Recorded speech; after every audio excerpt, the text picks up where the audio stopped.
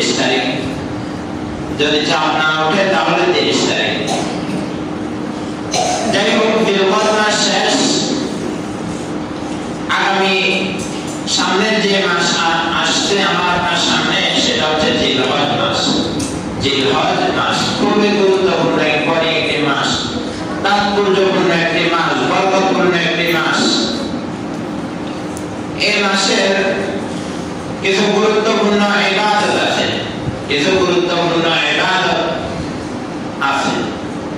এর মধ্যে গুরুত্বপূর্ণ যে ইবাদতটা সেটা হচ্ছে কুরবান, ঈদুল আযহা, কুরবানি করা। আজকে আমরা কুরবানের কিছু ফজিলত এবং কুরবানের গুরুত্ব নিয়ে আলোচনা করব ইনশাআল্লাহ। মহান রব্বুল আলামিন যুগে যুগে বান্দার প্রিয় জিনিসটা, প্রিয় বস্তুটা কুরবান করার জন্য আল্লাহ তাআলা আদেশ করেছেন। সবচেয়ে প্রিয় বস্তু যেটা, সেটা যদি আল্লাহর রাস্তায় দান করা হয়, আল্লাহর রাস্তায় খরচ করা হয়, আল্লাহ তাআলা এর প্রতিদান সওয়াবটাও বেশি দেন, এর আজরটা প্রতিদানটাও কি দেন? বেশি দেন। আল্লাহ তাআলা দরবারে এর দামটাও বেশি। যে যার যত প্রিয় জিনিস আল্লাহর রাস্তায় খরচ করতে পারবে, তার ফজিলত, তার দান, তার বরকত আল্লাহ তাআলার পক্ষ থেকে অনেক বেশি। এজন্য কুরবানির খুবই গুরুত্ব এবং তাৎপর্য রয়েছে। আমরা তো শুধু মনে করি কুরবানি আসছে, আমরা একটা গরু জবাই করলাম, এরপর আমরা ঈদের নামাজ পড়লাম, আমরা গোশত খাইলাম না, এটার মধ্যে কুরবানি কিন্তু সীমাবদ্ধ না। কুরবানি আমার আপনার গোশত খাওয়ার সাথে, আমার আপনার ঈদের নামাজ পড়ার সাথে, শুধু এটার সাথে কুরবানি খাস না। রব্বুল আলামিন বলেন, লা ইয়ানালুল্লাহা লুহুমুহা ওয়ালা দিমাউহা ওয়ালাকিন ইয়ানালুহু তাকওয়া মিনকুম। সবাই বলে সুবহানাল্লাহ। রব্বুল আলামিন বলেন, লা ইয়ানালুল্লাহা লুহুমুহা ওয়ালা দিমাউহা ওয়ালাকিন ইয়ানালুহু তাকওয়া মিনকুম। আমি রব্বুল আলামিনের আদেশ পর্যন্ত, আমি আল্লাহ রব্বুল আলামিনের নিকট তোমাদের পশুর রক্ত, মাংস, পশু কেমন কিছুই আমার দরবারে পৌঁছে না। তোমার কলবের মধ্যে কি আছে, তোমার অন্তরের মধ্যে কি আছে, এটাই শুধু আমি রব্বুল আলামিনের দরবারে পৌঁছে। সুবহানাল্লাহ। তাহলে এই কুরবানিটা, কুরবান অর্থাৎ উৎসর্গ করা, প্রিয় বস্তু যেটা, এটা আল্লাহর রাস্তায় কি করা? উৎসর্গ করে দাও। এই কুরবানির ফজিলত অনেক বেশি। আল্লাহ হাবিব হাদিসের মধ্যে বলেন, মা হাদিহিল আযাহি ইয়া রাসূলুল্লাহ। আল্লাহ হাবিব উত্তরে বলেন, ক্বালা সুন্নাত আবিকুম ইব্রাহিম আলাইহিস সালাম। এটা তোমাদের আদি পিতা ইব্রাহিম আলাইহিস সালামের সুন্নাত। এই কুরবানিটা আসছে কিভাবে? এই কুরবানিটা আমাদের পর্যন্ত এই ধারাবাহিকভাবে আসছে কিভাবে? বিস্তারিত আলোচনা আমরা সবাই ইতিহাস তৈরি করা সম্ভব না, সংক্ষিপ্ত আকারে আমরা বলতেছি। এই কুরবানির ইতিহাস আমাদের আদি পিতা আদম আলাইহিস সালাম থেকে শুরু হয়ে আসছে। আমাদের পিতা আদম আলাইহিস সালাম থেকে কি এই পর্যন্ত ধারাবাহিকভাবে আসছে। এক এক জামানায় এক একটা কুরবানির পদ্ধতি ছিল এক এক রকম, এক এক জামানায় কুরবানির সূরত, কুরবানির সিস্টেম ছিল এক এক রকম। হযরত আদম আলাইহিস সালামের জামানায় মানুষ তো ছিল না, এজন্য আদম আলাইহিস সালামের বংশ থেকে, আদম আলাইহিস সালামের গর্ভ থেকে যে সমস্ত সন্তানগুলো দুনিয়াতে আসতেন, আল্লাহ রাব্বুল আলামিন আদম আলাইহিস সালামের প্রতিটা গর্ভে একটা ছেলে সন্তান দিলেন, একটা মেয়ে সন্তান দিলেন। একটা ছেলে সন্তান দিলেন, একটা কি দিলেন? মেয়ে সন্তান দিলেন। একটা ছেলে একটা মেয়ে দিলেন। কারণ যেহেতু মানুষ ছিল না, এজন্য বংশ বিস্তার হওয়া লাগবে। ওই জন্য আদম আলাইহিস সালামের শরীয়তে রব্বুল আলামিন এভাবে পদ্ধতি বানিয়ে দিয়েছেন, যখন এক গর্ভে এক ওরস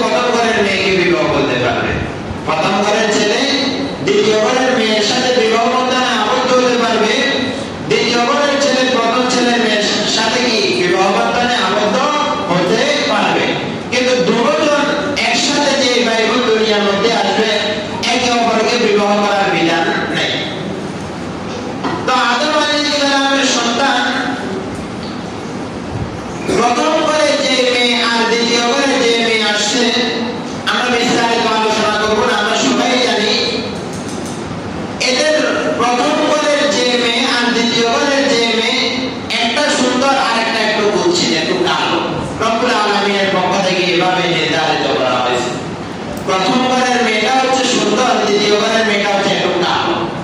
এই জন্য শরীয়ত অনুযায়ী আদম আলাইহিস সালামের শরীয়ত অনুযায়ী কথা হচ্ছে প্রথম ঘরের ছেলে দ্বিতীয় ঘরের মেয়েকে বিবাহ করবে, দ্বিতীয় ঘরের ছেলে প্রথম ঘরের মেয়েকে বিবাহ করবে। কিন্তু প্রথম ঘরের ছেলে তিনি বলে না, আমি দ্বিতীয় ঘরের মেয়েকে বিবাহ করব না, আমি আমার সাথে যাকে আসে আমি তাকে বিবাহ করব। এই যে একটা ফিতনা, এই যে একটা ফাসাদ তৈরি হলো, বিস্তারিত আলোচনা এই প্রসঙ্গে আয়াত নাযিল হয়েছে। যে তারা এই ফিতনার ফলে হাবিল কাবিলের যে ফিতনা, ওই যে ওইখান থেকে যে এক ভাই অপর ভাইকে হত্যা করছে, এক ভাই অপর ভাইকে আক্রমণ করছে, তার ধারাবাহিকতায় এখন পর্যন্ত দুনিয়ার মধ্যে যত প্রকারের ফিতনা ফাসাদ হবে, যত প্রকারের ফিতনা ফাসাদ দুনিয়ার মধ্যে সৃষ্টি হবে, ওই যে আদম আলাইহিস সালামের জামানায় এই তার আদম আলাইহিস সালামের সন্তান হত্যা করার কারণে এখনো যদি ওই সিলসিলায় কেউ হত্যা করে, তাহলে তার আমলনামার মধ্যে কিন্তু একটা গুনার ভাগ চলে যাবে। তাহলে তার আমলনামার মধ্যে কি একটা গুনার ভাগ চলে যাবে। খুব সতর্ক। এই জন্য আমরা এমন কোনো কাজ সমাজের মধ্যে প্রতিষ্ঠিত করবো না, এমন কোনো কাজ সমাজের মধ্যে জারি করবো না যে আমার এই কাজটা গুনার কাজ, এবং আমার এই গুনার কাজটা চালু করার জন্য পরবর্তী যে প্রজন্ম আসবে তারাও এটাকে ধারাবাহিকভাবে চালু করার জন্য চেষ্টা করবে। তাহলে আমি চালু করার কারণে যে পরিমাণ গুনাহ আমার আমলনামার মধ্যে আসছে, পরবর্তীতে আমার এই কাজটাকে যারা চালু রাখবে তাদের তো গুনাহ হবে, তাদের থেকে একটা ভাগ কিন্তু আমিও পেয়ে যাব।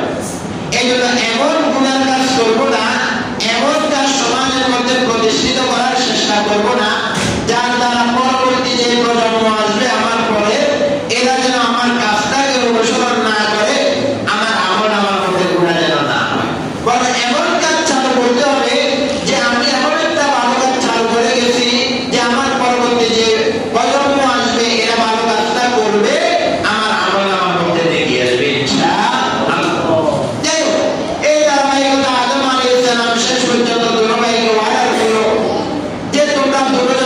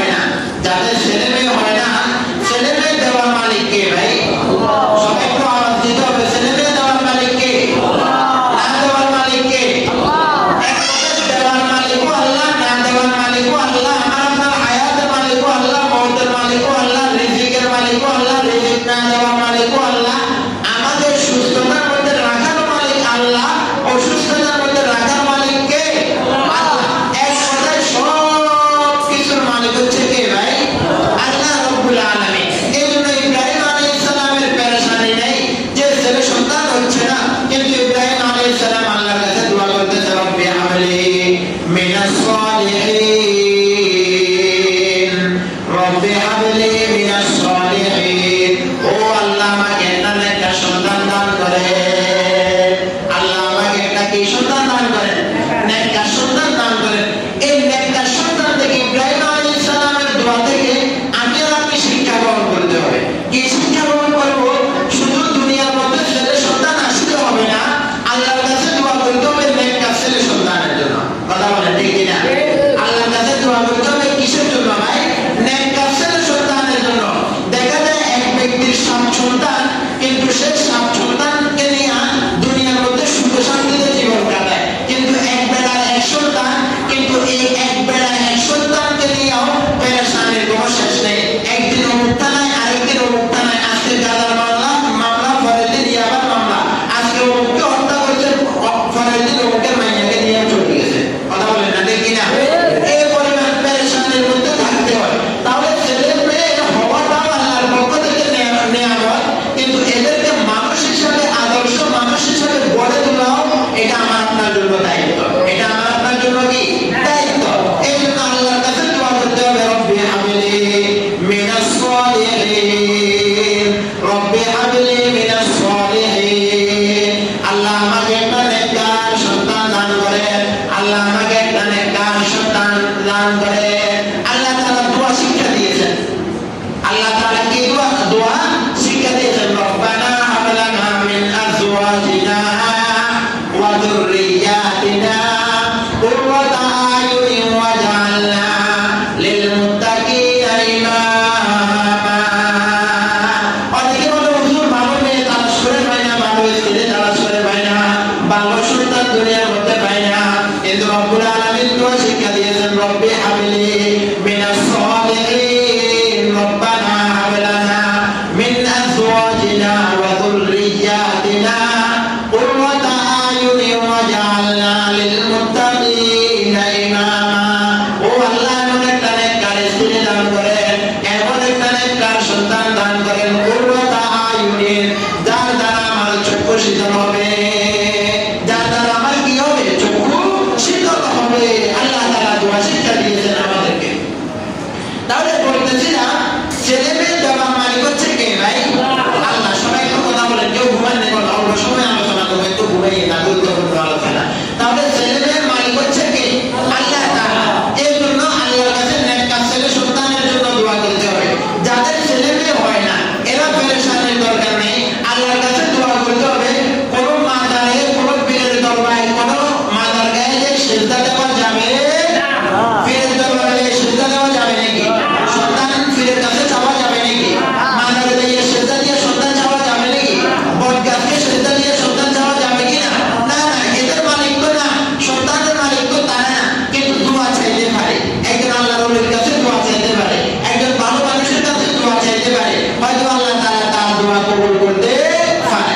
যাই হোক, বলতেছিলাম ইব্রাহিম আলাইহিস সালাম নিঃসন্তান, কোনো সন্তান হয় না। এই জন্য ইব্রাহিম আলাইহিস সালাম আল্লাহর কাছে দোয়া করে, রব্বি হাবলি মিনাস সালিহিন, আল্লাহ একটা নেককার সন্তান দান করেন না, আল্লাহ একটা নেককার সন্তান দান করেন না।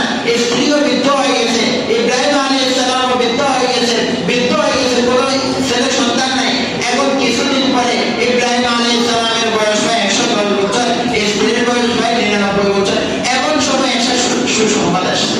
এমন কোন সময় কি আসছে ভাই? একটা সুসংবাদ আসছে। কি সুসংবাদ? ফাবাশশারনাহু বিগুলামিন হালিম। সবাই বলে সুবহানাল্লাহ। ইব্রাহিম আলাইহিস সালামের ঘরে দুইজন ফেরেশতা আসছে। দুইজন কি আসছে? ফেরেশতা আসছে। ইব্রাহিম আলাইহিস সালাম তো মেহমানদারি বেশি করতেন। দুইজন লোক আসছে, ইব্রাহিম আলাইহিস সালামের স্ত্রীকে বলে, ও হাজেরা, তাদের জন্য খানার ইন্তজাম করো, তাদের জন্য কি করো? খানার ইন্তজাম করো। তারা বলে, ইব্রাহিম, আমরা খানা খাবো না, আমরা খানা খাওয়ার জন্য আসি নাই, আমাদের খানার কোনো চাহিদাও নেই, আমরা আপনাকে একটা সুসংবাদ দেওয়ার জন্য আসছি। ইব্রাহিম আলাইহিস সালাম বলে, কি সুসংবাদ? কি সুসংবাদ? তারা বলে, ফাবাশশারনাহু বিগুলামিন হালিম, আপনাকে একটা নেককার পুত্র সন্তানের সুসংবাদ দিতে আসছি। সুবহানাল্লাহ। ইব্রাহিম আলাইহিস সালাম অসহ্য হয়ে যায়, আমার তো এখন বয়স নেই, আমার তো এখন ছেলে সন্তানের বয়স নাই, আমার স্ত্রীর এই সময় নাই, এখন কিভাবে আমার ছেলে সন্তান হবে, কিভাবে আমার ছেলে হবে? এই ফেরেশতারা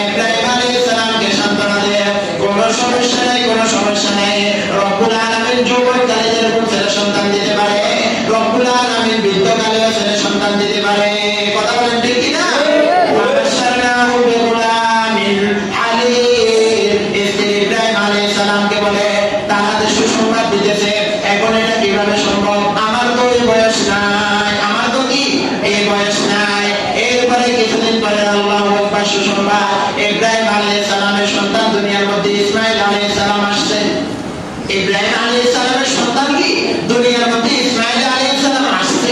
এই যে একটা কথা চিন্তা করেন, এত বছর পরে যদি একটা সন্তান পায়, এর প্রতি মহব্বত ভালোবাসা কি পরিমাণ বাড়ে।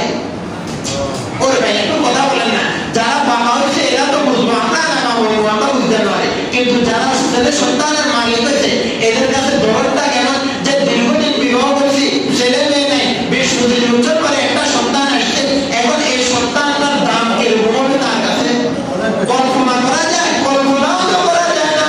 ইব্রাহিম আলাইহিস সালামের এত বছর পরে একটা বৃদ্ধকালে সন্তান হয়েছে, সন্তানটার নাম হচ্ছে ইসমাঈল। কি সন্তানটার নাম হচ্ছে কি ইসমাঈল। এই সন্তান এখন বাবার সাথে চলাফেরা করে, মায়ের সাথে চলাফেরা করে, বাবার সাথে একটু ঘোরাফেরা করতে পারে। ঘোরাফেরা করতে করতে করতে করতে ইসমাঈল আলাইহিস সালামের বয়স তাফসীরের কিতাবগুলোর মধ্যে পাওয়া যায় 12 বছর, 15 বছর, 16 বছর। এক কথা ইব্রাহিম আলাইহিস সালামের সাথে বাজারে যেতে পারে। ইব্রাহিম আলাইহিস সালাম যখন বলে সন্তান আমার জন্য একটু পানি আনো, ইসমাঈল ইব্রাহিম আলাইহিস সালামের জন্য একটু পানি আনে। অর্থাৎ বাবার সাথে হাঁটা চলেওয়ালা সন্তান তার সাথে হয়েছে। তাহলে সন্তানের প্রতি মহব্বতটা তখন আরো বাড়তি হয়ে যায় না?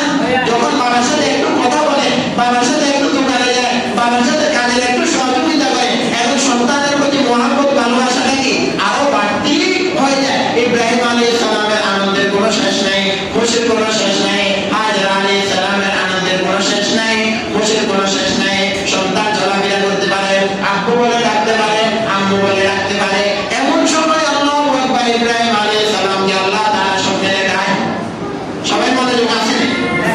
আল্লাহু আকবার বলে, একটু জোরে বলে আল্লাহু আকবার। ইব্রাহিম আলাইহিস সালামকে আল্লাহ তাআলা স্বপ্নে দেখায়। এই স্বপ্নে দেখায়, ও ইব্রাহিম তুমি তোমার আদরের সন্তানকে কুরবান করো। আল্লাহ কি কয়? ইব্রাহিম আলাইহিস সালামকে আল্লাহ তাআলা স্বপ্নে দেখায়, ইব্রাহিম আদরের বস্তু যেটা তুমি সেটাকে কুরবান করো। একদিন, 2 দিন, 3 দিন এভাবে স্বপ্নে দেখাইতেছে। ইব্রাহিম আলাইহিস সালাম হায় পেরেশান পেরেশান, আমার আদরের জিনিস দুনিয়ার মধ্যে আর কিছু নাই আমার ইসমাঈল থেকে, আমার মহব্বতের জিনিস দুনিয়ার মধ্যে কিছু নাই আমার ইসমাঈল থেকে। এখন ইব্রাহিম আলাইহিস সালাম তো নবী, নবীদের স্বপ্ন কোনোদিন মিথ্যা হতে পারে না। ইব্রাহিম আলাইহিস সালাম হিম্মত করলেন, আমার আদরের বস্তু হচ্ছে আমার ইসমাঈল, আমার আদরের সন্তান হচ্ছে আমার ইসমাঈল। এখন ইসমাঈলকে আমি কুরবান করতে হবে, ইসমাঈলকে আমি জবে করতে হবে। এখন জবে যে করবো, আমি তো আমার সন্তানের সাথে একটু পরামর্শ করতে হবে, আমি তো আমার সন্তানকে একটু বলতে হবে। এই জন্য সন্তানের কাছে গিয়া ইব্রাহিম আলাইহিস সালাম বলে, ও বাবা, ফালাম্মা বালাগা মা'আহু সা'য়া ক্বালা ইয়া বুনাইয়া ইন্নী আরা ফিল মানাম। ফালাম্মা বালাগা, সন্তান যখন এই অবস্থায় বুঝলো, সা'য়াহু ফালাম্মা বালাগা মা'আহু সা'য়া, যখন বাবার সাথে চলাফেরা করতে পারে, বাবার সাথে কথাবার্তা বলতে পারে, তখন আল্লাহু আকবার, ইব্রাহিম আলাইহিস সালাম সন্তানকে বলে, ক্বালা ইয়া বুনাইয়া, হে আমার আদরের সন্তান, ইন্নী আরা ফিল মানাম, ও সন্তান আমি একটা স্বপ্নে দেখছি। সন্তান আমি কি দেখছি? একটা স্বপ্নে দেখছি। ইন্নী আরা ফিল মানাম, আমি একটা স্বপ্নে দেখছি, ফিল মানাম আন্নী আযবাহুকা, সন্তান আমি তোমাকে জবে করছি। ইন্নী আরা ফিল মানামি আন্নী আযবাহুকা ফানজুর মাযা তারা। বাবা এখন তুমি বলো তোমার মতামত কি? বাবা তুমি এখন বলো তোমার মতামত কি? মাযা তারা। এখন সন্তান উত্তর দেয়, ক্বালা ইয়া আবাতি ফাল মা তুমার সাতাজিদুনি ইনশাআল্লাহু মিনাস সাবিরিন। ও বাবা, আপনার কোনো টেনশনের প্রয়োজন নাই, আপনার কোনো পেরেশানির দরকার নাই। আপনি যেহেতু দেখছেন জবে করতেছেন, আপনি যেহেতু দেখতেছেন আদরের সন্তান জবে করতেছেন, ক্বালা ইয়া আবাতি ফাল মা তুমার সাতাজিদুনি ইনশাআল্লাহু মিনাস সাবিরিন।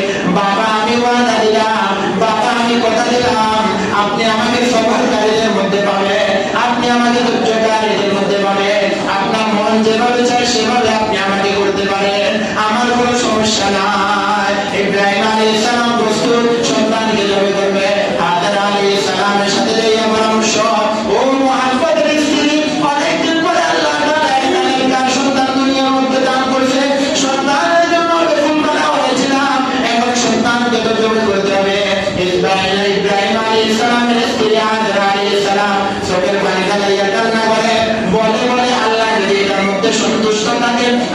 এটার মধ্যে সন্তুষ্ট, কোনো সমস্যা নাই। হাজর আলাইহিস সালাম ইব্রাহিম আলাইহিস সালাম বলে সন্তানকে এখন জবাই করতে হবে, কুরবান করতে হবে। তুমি তোমার সন্তানকে আদর যত্ন করে বিদায় দিয়ে দাও। আদর যত্ন করে কি করে দাও? বিদায় দিয়ে দাও। ইব্রাহিম আলাইহিস সালাম সন্তানকে আল্লাহু মায়ের আদর যত্ন নিয়া মিনার দিকে রওনা দেয়। মিনার দিকে রওনা দেয়। শয়তান তখন কত প্রকারের আল্লাহু আকবার শানের মধ্যে বেড়ায়। বিস্তারিত ঘটনা ইব্রাহিম আলাইহিস সালাম সন্তানকে নিয়ে যায় ইসমাঈল আলাইহিস সালামকে মিনা ময়দানে নিয়ে যায় জবাই করার জন্য। এখন ইসমাঈল আলাইহিস সালাম বাবাকে বলে, বাবা আপনি তো আমাকে জবাই করবেন, আমার কোনো পেরেশানি নাই। আপনি আমাকে জবাই করবেন, আমার কোনো টেনশন নাই। তবে বাবা মানুষকে জবাই করার সময় তো আপনি কষ্ট হতে পারে, আপনি আমাকে জবাই করার সময় আপনার একটু কষ্ট হতে পারে। এই জন্য বাবা আপনি আমার হাত দুইটা একটু শক্ত করে বেঁধে নেন, আপনি আমার চক্ষু দুইটা একটু শক্ত করে বেঁধে নেন, আমার পা মুবারক একটু শক্ত করে বেঁধে নেন। কেন আমার হাত মুবারক বাঁধবেন? কেন আমার পা মুবারক বাঁধবেন? কেন আমার চক্ষু মুবারক বাঁধবেন? বাবা যখন আপনি ছুরি চালাইবেন তখন আমার চক্ষু আর আপনার চক্ষু যখন এক বরাবর হয়ে যাবে, হয়তো আপনার অন্তরে ছেলের প্রতি একটু মহাব্বত চলে আসতে পারে। মহাব্বত আসলে আপনি আল্লাহর হুকুম পালন করতে পারবেন না। ও বাবা আপনি যদি আমার হাত না বাঁধেন হয়তো আমি একটু নড়াচড়া করবো, আপনার গায়ের মধ্যে আঘাত লাগতে পারে। আপনি যদি পাও মুবারক না বাঁধেন, আমার পাও আমার ব্যথা বেদনার কারণে পাও একটু নড়াচড়া করবো, আপনার গায়ে আঘাত লাগতে পারে। বাবা আমি কোনোদিন এটা সহ্য করতে পারবো না। আর তবে মনে রাখবেন বাবা আপনি আমার শরীর থেকে কাপড় গুলাও সরাইয়া দেন। যদি আমার শরীরের মধ্যে আল্লাহু আকবার কাপড়ের মধ্যে একটু রক্ত লাগে, আমার মায়ের যদি এই কাপড়টা লেগে আমার মা কিন্তু সহ্য করতে পারবো না। ও বাবা বলতেছিলাম ইব্রাহিম আলাইহিস সালামের আদরের সন্তান ইসমাঈলকে জবাই করার জন্য যখন ইব্রাহিম আলাইহিস সালাম পরিপূর্ণ প্রস্তুত একেবারে জবাই করতেছে আসমান জমিন নড়াচড়া শুরু করতেছে। ফেরেশতারা রব্বুল আলামিনের দরবারে তাসবিহ পড়া শুরু করেছেন, ফেরেশতারা রব্বুল আলামিনের দরবারে ইস্তিগফার করা শুরু করেছে আর বলতেছে, ও কাবার মালিক আল্লাহ আপনি এই বয়সে বৃদ্ধ অবস্থায় এটা আবার কিসের পরীক্ষা করতেছেন? আল্লাহু আকবার। ফেরেশতাদের দয়া রব্বুল আলামিন সঙ্গে সঙ্গে আল্লাহু আকবার আসমান থেকে দুম্বা পাঠাইয়া ইসমাঈল আলাইহিস সালামের জায়গায় জবাই করে দিয়েছেন। সুবহানাল্লাহ সুবহানাল্লাহ। তাহলে বলতেছিলাম সব কিছুর মূল মাকসাদ হচ্ছে তাকওয়া। সব কিছুর মূল মাকসাদ কি ভাই? তাকওয়া। ইব্রাহিম আলাইহিস সালাম আল্লাহকে সন্তুষ্টি করার জন্য আপন সন্তানকে জবাই করার জন্য প্রস্তুত হয়ে গেছে। আপন সন্তানকে কি করার জন্য প্রস্তুত হয়ে গেছে। এই যখন প্রস্তুত হয়ে গিয়েছে সঙ্গে সঙ্গে রব্বুল আলামিন ইব্রাহিম আলাইহিস সালামকে সুসংবাদ দেয়। এই সুসংবাদ দেয় ওয়ানাদাইনাহু আইয়া ইব্রাহিম قد صدقت الرؤيا। ও ইব্রাহিম আপনি যে ওয়াদা পালন করতেছিলেন 100 আপনি ওয়াদা পালন করছেন, এটার মধ্যে আপনার কোনো আল্লাহু আকবার কোনো সমস্যা